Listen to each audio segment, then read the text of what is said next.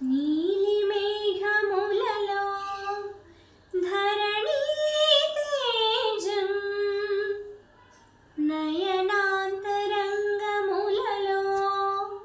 వనదీనాదం,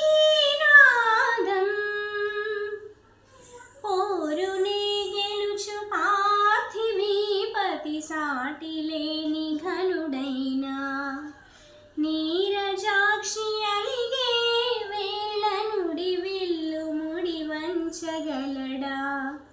సడేచాలు శత సైన్యాలు నడిపే ధీరుడైనా వసుధావాణి మిథిలా వేణి మది వెనుక పలుకు పలుకులెరుగగలడా? నీలి మేఘములలో ధరణీ తేజం, నయనాంతరంగములలో